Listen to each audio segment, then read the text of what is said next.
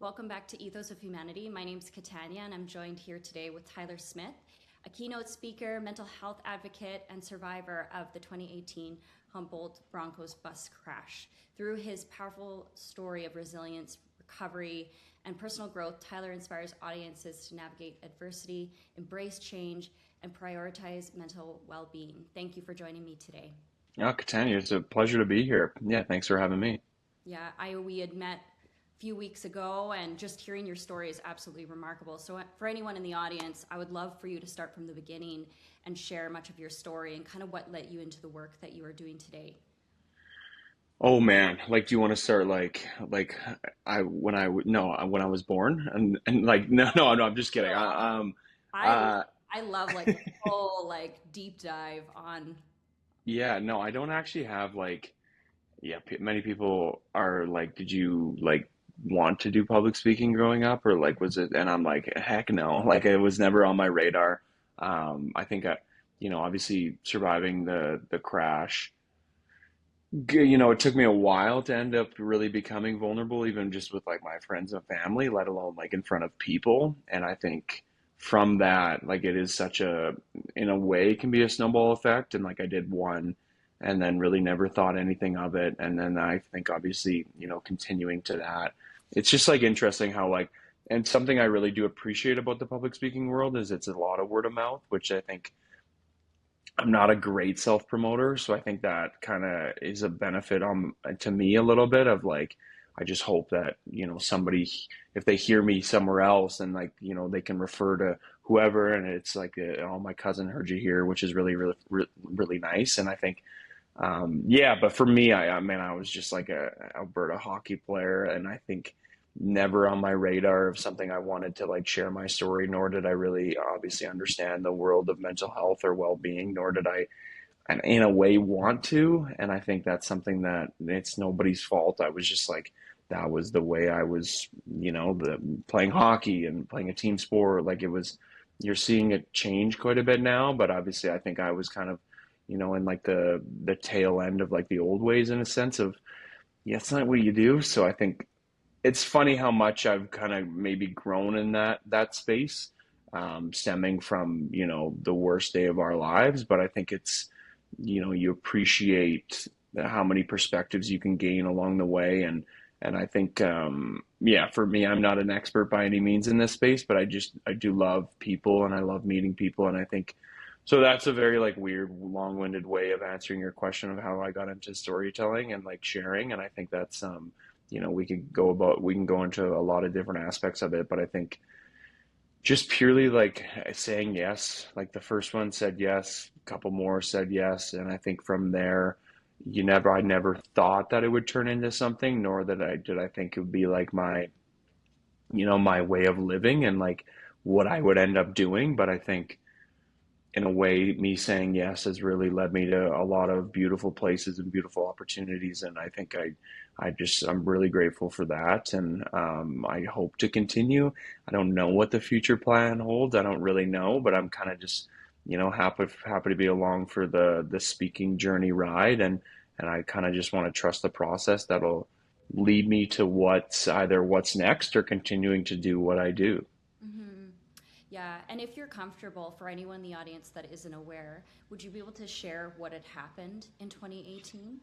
Yeah. So yeah, April 2018, I played for the Humboldt Broncos in the SJHL for Junior A, and unfortunately we were involved in a collision with a trucker trailer, and unfortunately we lost 16 of our teammates and staff that day. And there's 13 of us that are still here, and 13 of us that are still quite close. And I think a multitude of different layers of injuries and emotional, mental, spiritual, physical. And I think, I can't speak for everybody, but I think I'm super proud of how we've been able to, stay quite close and also like stay together and also respect that everybody's kind of on their own little journey. And like, we're all just trying to figure it out. I think we're all in each other's corners, but I think it's all in a lot of ways, there's a lot of things in trauma in this space that you just have to kind of figure out for yourself, but also like rely on your people along the way. And I think we've been able to do,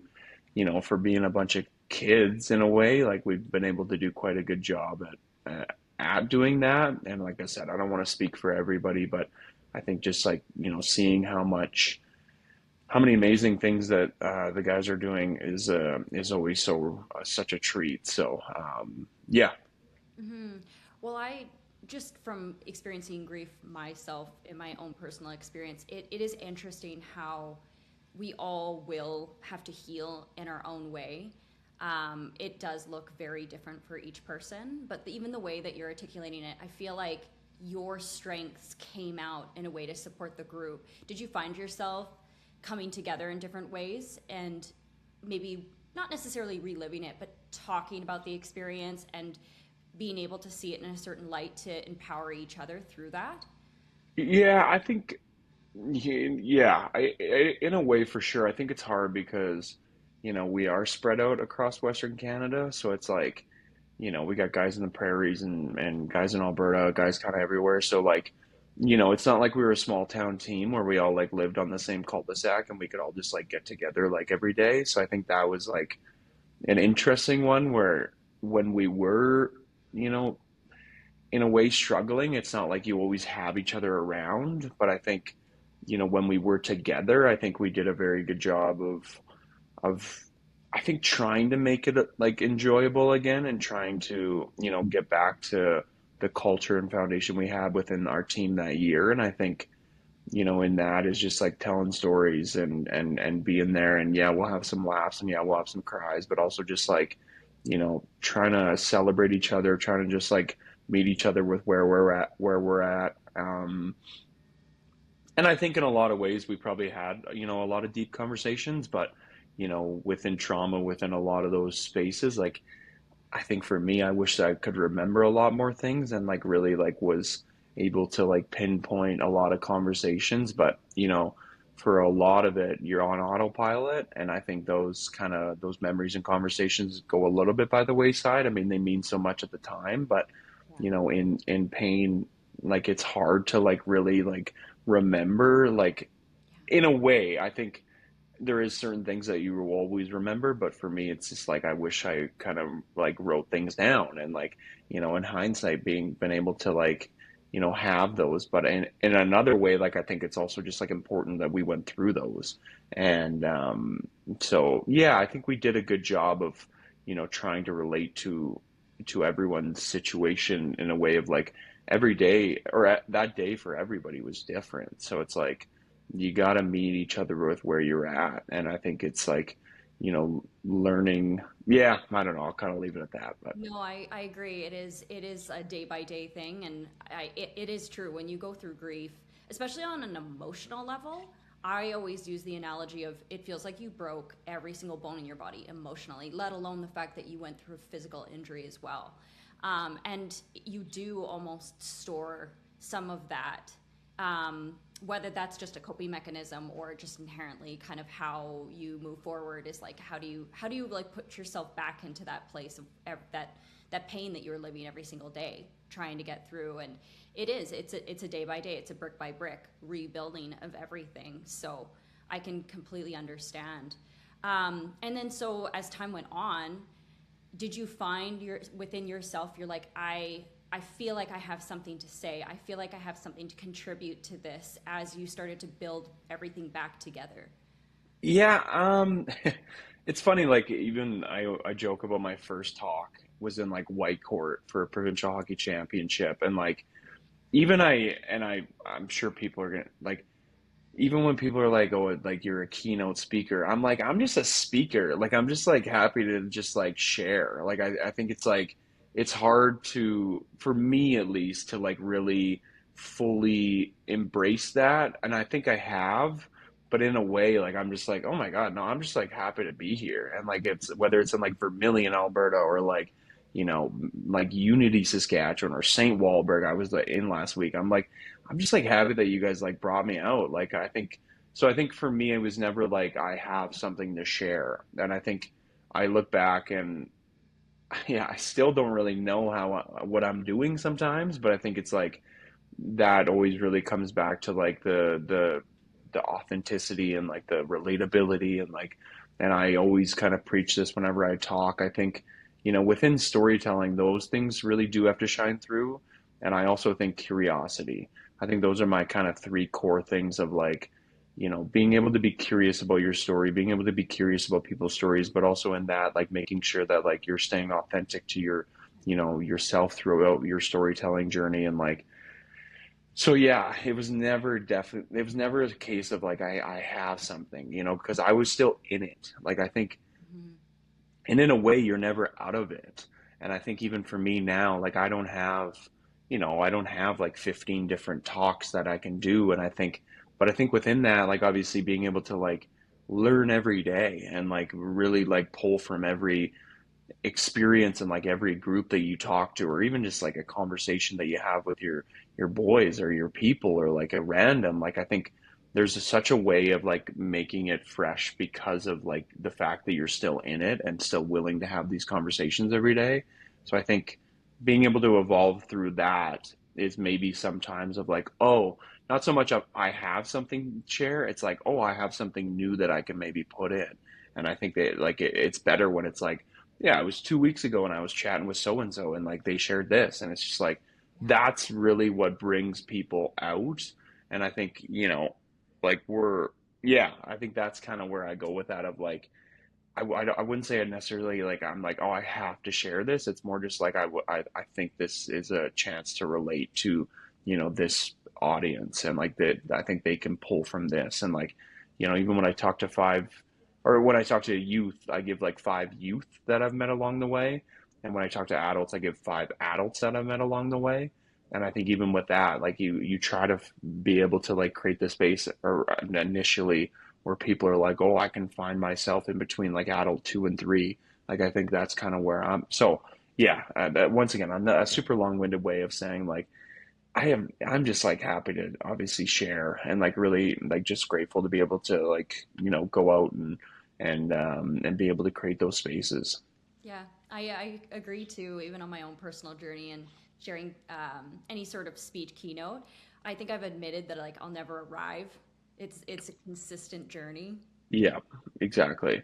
And I think that's something that you do have to like, yeah, even with speaking, like it's like the day that I feel like like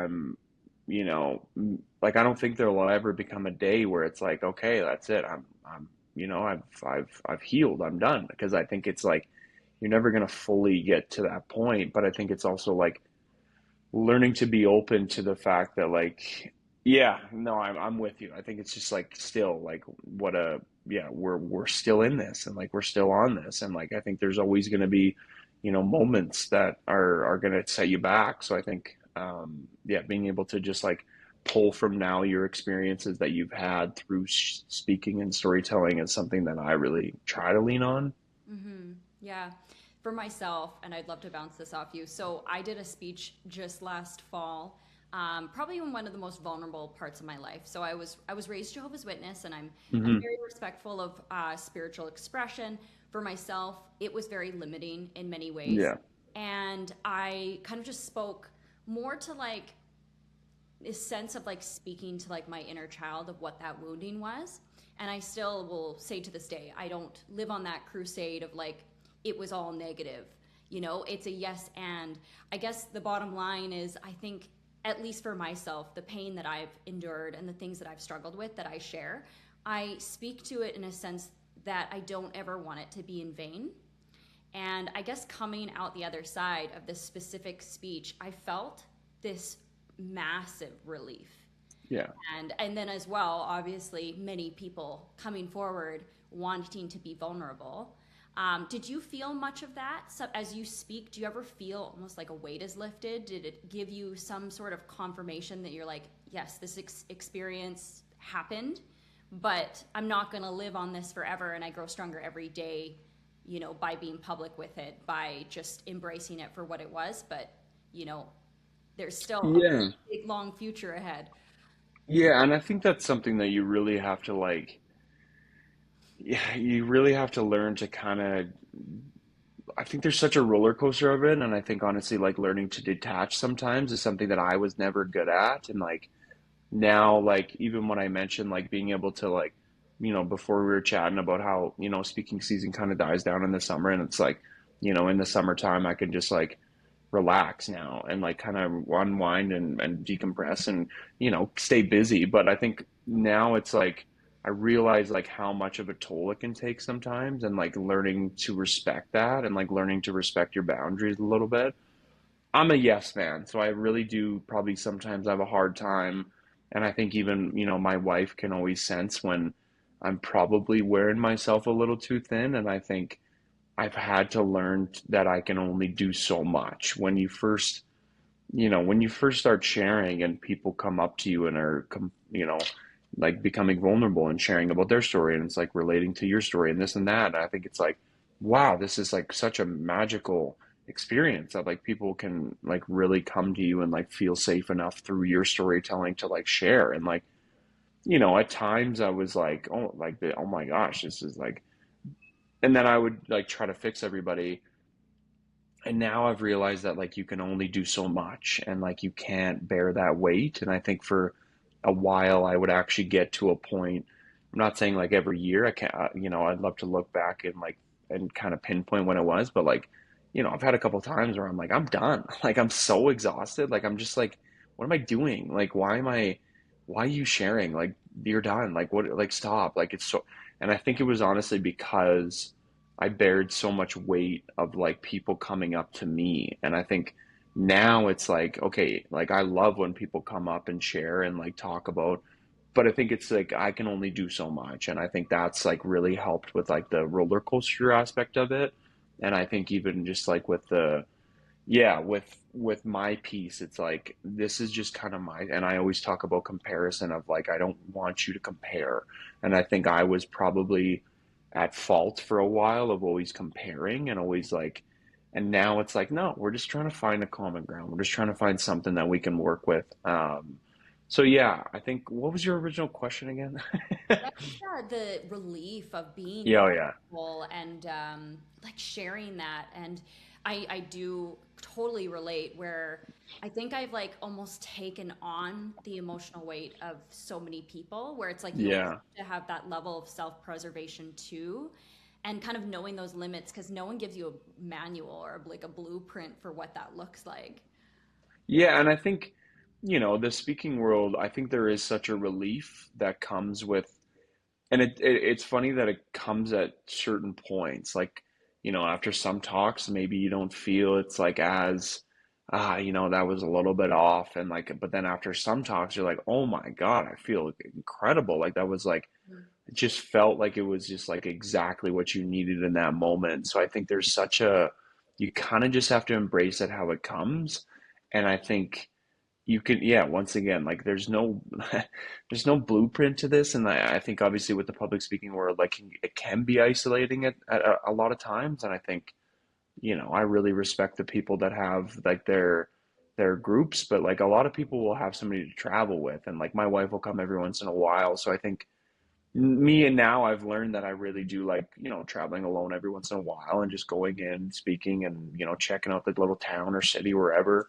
But it still can be hard. Like it still can be hard because you're not able to, you experience that relief, or you experience that like that adrenaline, or you experience like an exhaustion after. Like sometimes you don't have somebody like instantly that like is with you. So it's like I'd love for my wife to be at every single talk, but I also want her to, be able to like work and have her own thing and do her own thing. So I think it's just like learning to figure out how you can decompress after whatever emotion you feel post share and like post storytelling. And I think that's, yeah, it's like it's every, it even can depend on the weather outside sometimes. Like sometimes when it's in Winnipeg and it's -46 with the wind chill, and like, but then like sometimes you feel great after. So it's like, I don't know what it is. And like, but I do believe that there is such a relief that comes with it. And it maybe doesn't come every single time, but I think it comes when you need it the most, I think. And I think that's like, it's hard to explain that feeling of like, oh, I just feel so refreshed, even after, becoming so vulnerable and sharing for an hour straight. Like, it's just like, wow. Hmm. Absolutely. Do you have any stories to share? I can only imagine, like, I'd be so curious if you've been talking to like young like hockey, young hockey players in like different leagues and everything, and just the empowering conversations that you might have had that's impacted even just youth specifically. Yeah, I think the youth are so interesting because like nowadays they're so educated and like because they have so much information at their fingertips. And I think, even sometimes for some of my talks, I'll talk about survivor's guilt. Sometimes I won't, like it to kind of, if I can just weave it in, perfect. If I don't, like sometimes like for a lot of times with youth, like I didn't, because I'm like, this is a bit heavy. Like survivor's guilt is like, it's hard. And like, but then like recently, like I spoke at two schools or like, a couple months ago, and I've had like questions from kids being like, what is your thoughts on survivor's guilt? And I'm like, what? I'm like, how do you know what that is? So it's like, I think I'm learning that like even our youth that are, maybe don't have the life experience that, myself and you do, like they still have that access. So I think learning to respect that from, a youth perspective and like what they must be going through. So yeah, like as for like recent, I don't have any like crazy, I guess like youth ones. Like I do have a lot of, individuals that and I do write them down sometimes just because it's like it's interesting to look back.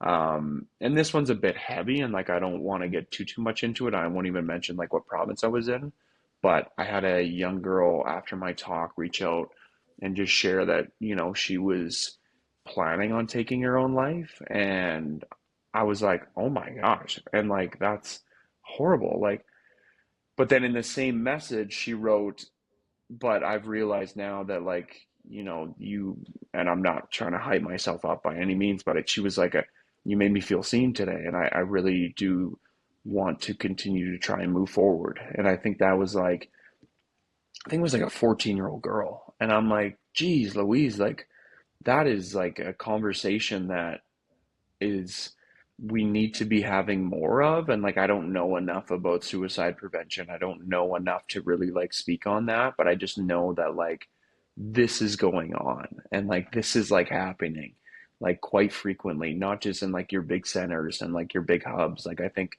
what I've learned is like there's a lot of stuff that happens in rural areas that we don't talk about enough.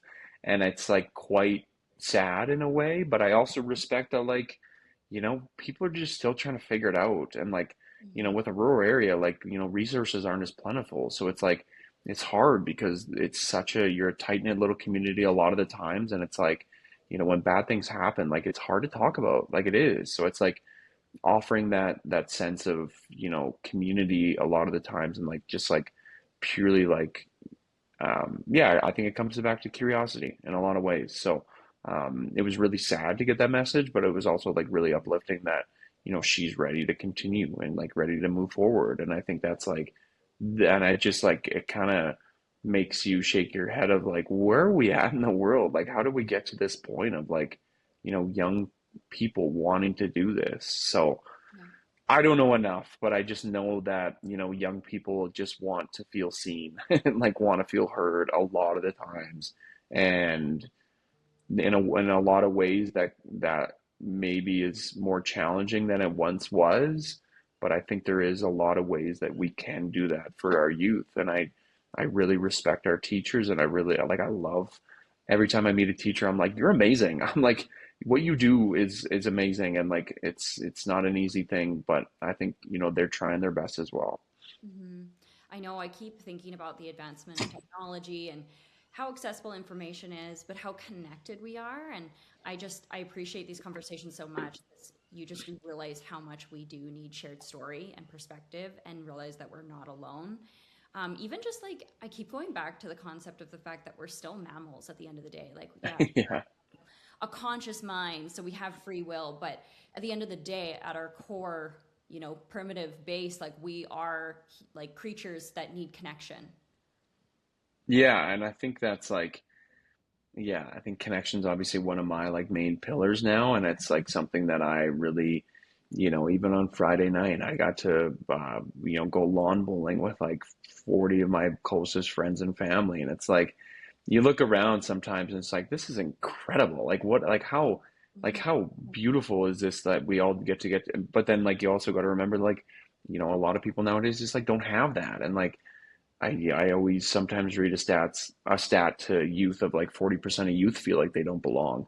But then I always like kind of, you know, say like I can't imagine what the stat is about adults, because it's just like that's not a stat we'll probably ever get, but it just like it really makes you wonder about like how well connected we are. And like Dr. Jody Carrington says it perfectly of like we're so connected and in such a disconnected world, or like what I can't remember how she puts it, but like she mentions how disconnected we are too. And I think that's something that, you see it and people want it and people long for it. But like even yesterday I looked doom scrolling through Instagram, and like it was just like a post about like I just miss Sunday dinners. And it's just like something that, that form of connection is like what I think a lot of people are longing for. But in a lot of ways, I don't know if we know how to do it anymore. And it's like, how do we get back to that? I'm not going to be the one to tell, but that's kind of where I'm at. Of like, I don't know if I'm just an old soul and love nostalgia and like I'll love all that, but I think that really can allow people to get back to like feeling connected and feeling. And I think without connection, like it's really hard to like move, like take steps for yourself and like move forward. So, yeah, Yeah, I know it's so multifaceted. I mean, I could go on a whole rant. I feel like for myself, like I keep thinking that it's like we almost have to reverse engineer to kind of go back to how things were. I don't know if you have heard my full story, but yeah, I ended up getting into photography after yeah, losing three immediate family members in like a year. But then in the midst of COVID, I ended up volunteering in Ukraine when the war broke out in 2022. So I came back with I'd say a certain level of like that survivor's guilt because, I'm living in a first world country that has the ability yeah, to like leave, and still these people are continuing to like not even deal with any sort of PTSD because the war continues. But one thing I will say is the biggest thing that brought us together was the fact that we shared meals and cooked together, yeah. and it was like therapy. It was like, I don't know if you have researched much, but I've been fascinated by the whole concept of somatics. Oh, Yeah, like they say that like eye contact and just even just practices such like that are huge when it comes to regulating the nervous system. And we, with technology now, we're just once again we're trying to get yeah. connection through synthetic sources. So it's quite limiting, right? And we don't even realize it because we think that we're getting that same fulfillment. Can I ask, like, during those meals while everything is going on, like, like, you're trying to bring comfort and, like, you're trying to forget the day in some senses. So, like, what is, what was the main sources of, like, conversation and, like, what are you guys chatting about? Usually there'd be music playing, Yeah, learning how to like specifically make something, the history behind it, or like, how to properly like cook a, maybe even like borscht. Um, yeah, there would be honored guests that would come in. They'd talk either about their perspective of history or their lineage. They'd talk about the war, but it would be a lot of storytelling once again in yeah, circle. And I swear there's something to that. I think I could go on a whole rant when I think about how densely populated we are and how like fragmented community is, and how really I think we are to a degree almost meant to live in smaller pockets of community so long as we're connected, because it you do have the ability to connect on such an intimate level, and I think that is so crucial. yeah. And I think that's, I'm not a runner, and like I wish I was in a lot of ways, but like there's such a even with golf in a sense, like I think post COVID, like you see how much people love running now and like how many like little run groups and everything there is. And like even like with golf, like how popular golf has become. In a way, it could probably be related to the fact that like, okay, you do your sport and like you get outside and you move your body, which is incredible. But like post hitting a shot or post running a 5K, like you're all able to like congregate and like create that little like, fire pit kind of connection. And I think that's what I've found, that like why so many people were drawn to running, because it's such a community. And like as much as it's competitive and you want to I don't know. I'm not a runner, like I said, but I think, there's still like a sense of like, okay, like a individual like goals to meet. But I think why I think it's become so popular is because people long for community, and like people are longing for like a space to go. Yeah. And I think, with a lot of these run clubs, I think it's very like, we're not going to judge you, like just come and run. And I think that's what a lot of people I've found why they've got so attached to it is because of that. And it's like you're challenging yourself within a space, but after being able to like just decompress and share. And I think that's like, to relate to the public speaking world, like you go out and share, and then afterwards, like sometimes it can be hard because then you just go to your hotel room and like try Yeah. and decompress by yourself, which is like, for me, like I said, like now I'm like, okay, I can travel alone. I love going to like, sitting at the bar and like getting a steak and like just like enjoying myself now. But like, but still, there's times where it's just like, oh, like I just, you long for that, and like you long for community, and like, and in a lot of ways I think you still need to like learn to have your space and like learn to figure out what works for you. But I think a lot of it I'm seeing post COVID is just like, that's why a lot of these like sports and like activities are becoming so popular, because of like that community space, and like because of that, like no judgment, like come share, come run, come golf, come just like be. And I think that's I don't know, a wild little rant from your story, but I appreciate you sharing that for sure. Yeah, well, even as you had mentioned about lawn bowling, and I'd imagine you probably got so much of that even from the hockey world itself, is like Yeah. shared activity. Yeah. And it's, yeah, it's, I don't know. I'm biased because I think, and I wish it wasn't so expensive nowadays, but I think like obviously team sport, and there's a lot of team sports that aren't, are super cost friendly, but I think team sport is such a vehicle for growth. And I really, I'm biased to the point of like that. I really recommend, team sport to anybody, just like learning new locker rooms and learning new groups of people. And even with the kids I coach now, I'm like, I want you to play more than one sport, because a hockey dressing room is a lot different than a baseball locker room. And like learning to be like to navigate those spaces with like different individuals from like different walks of life that appreciate a sport, in a different way, I think is like, you learn so much, and like you're able to become a little bit of a chameleon in a sense of like, you appreciate so many different stories and like so many different like, passions, and yeah, like my hockey buddies are probably a lot different than my lacrosse buddies. Like I think it's just like even that. Like I think you learning different locker rooms and different groups and different is such a vehicle for like, I think, individual growth as a human being, and like your values. Mm-hmm. Mm-hmm. And so another thing that I wanted to mention as well, you have a podcast too. Uh, Yeah, Romance, I believe is the name. yeah. Yeah, would you be able to tell us a little bit about that? Because I feel like that probably weaves in a lot with your storytelling.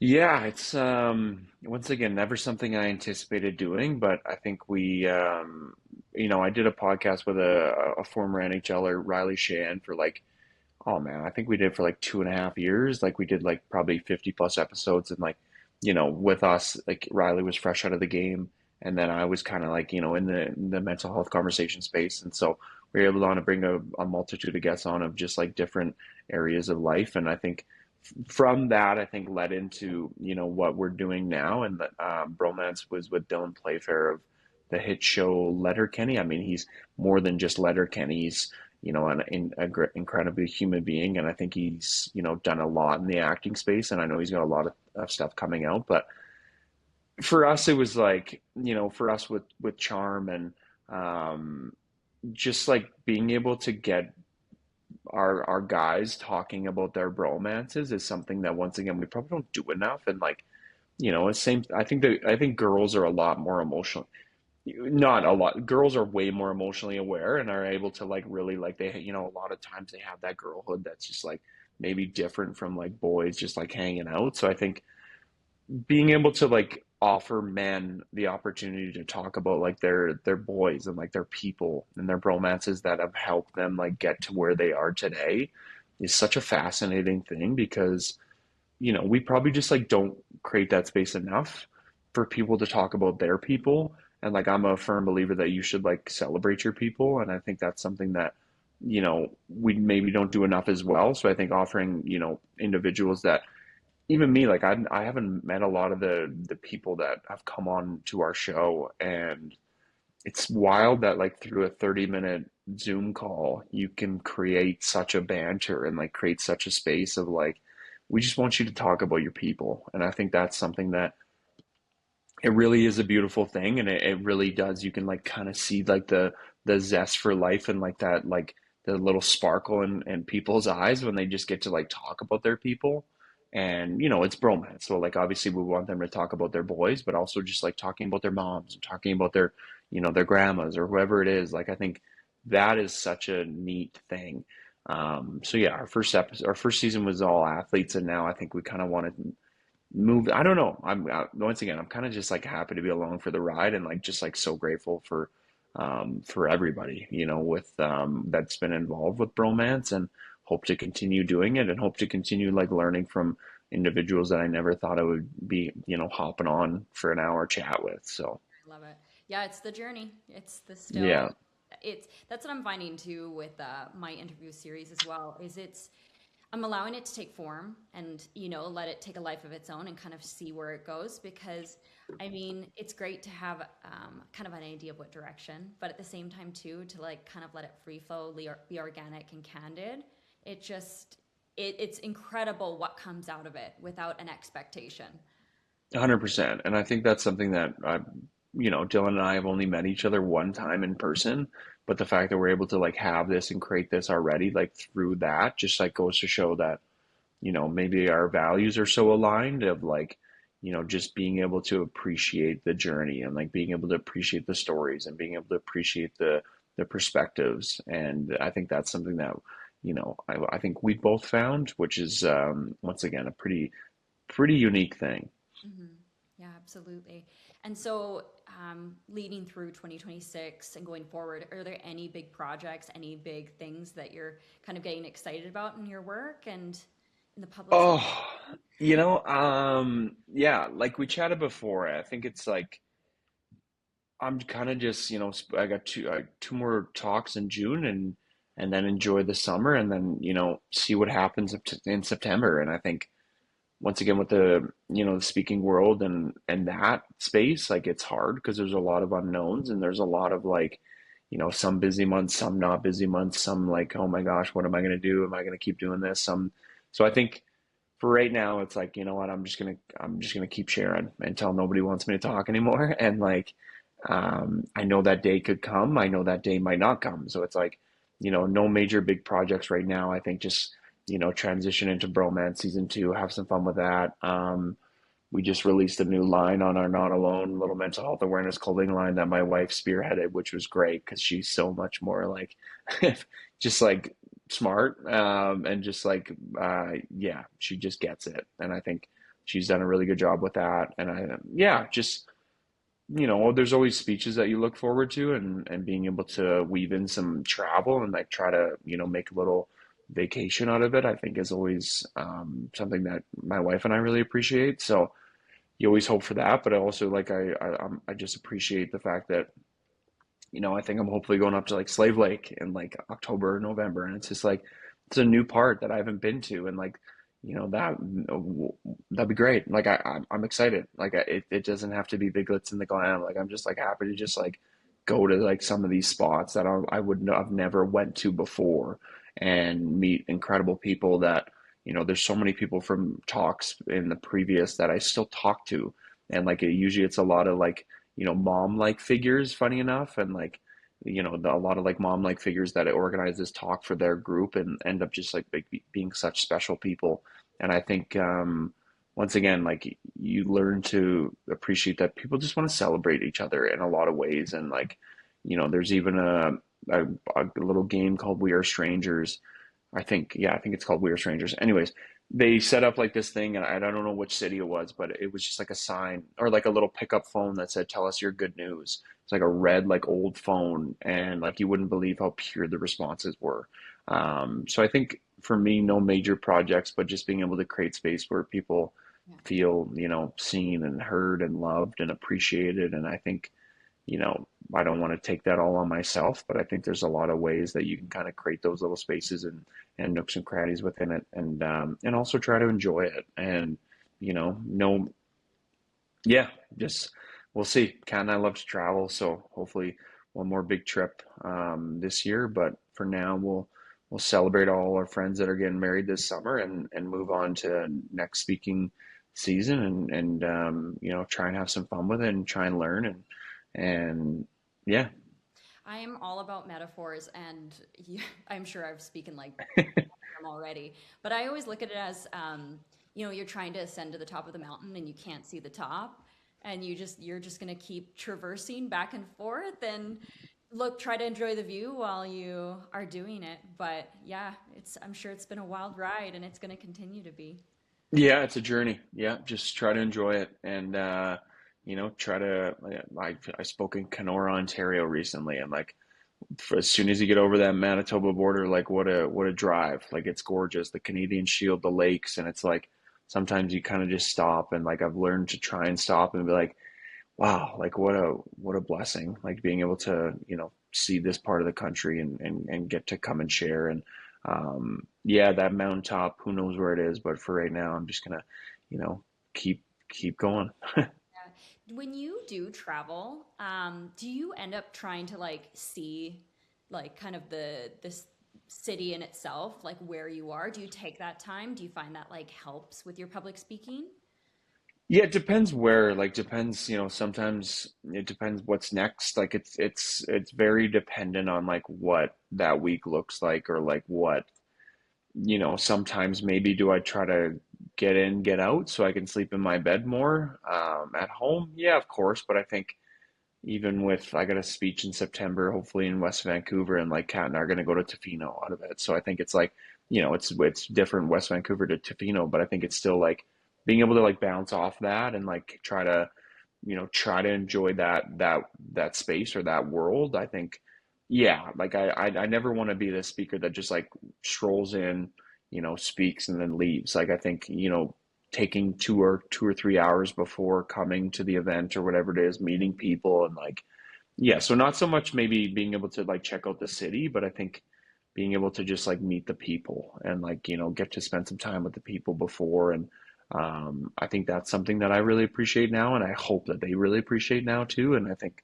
but if it's a beautiful little spot, like heck yeah, like I'd love nothing more than to, if it's the Maritimes, like I'd love to try and fish. I'd love to try and, check out I'm a big local spot. Like I got little like dinner spots that I've been to all over, and I think I appreciate local cuisine now. Like I just appreciate like the local little spots, and I think yeah, never something I thought I would ever care about, but now it's like no, this is cool. Like this is great. Like how yeah. So Amazing. Well, thank you for joining me today, and I look forward to seeing more of your podcast and your speaking. Where can the audience best find you online? oh gosh, well I mean I I probably don't post enough. You could always like luckily my wife has taken over the Not Alone social media now, so we got an Instagram for Not Alone, and yeah, just I don't even know where, but I always hope to meet people along the way and cross paths with whoever. So um, that's kind of just Yeah. probably through Instagram. Perfect. I'll add your Instagram in the bio. But thank you so Awesome. much again. Katanya, appreciate you, appreciate what you're doing, and thanks for sharing a little bit about your story too.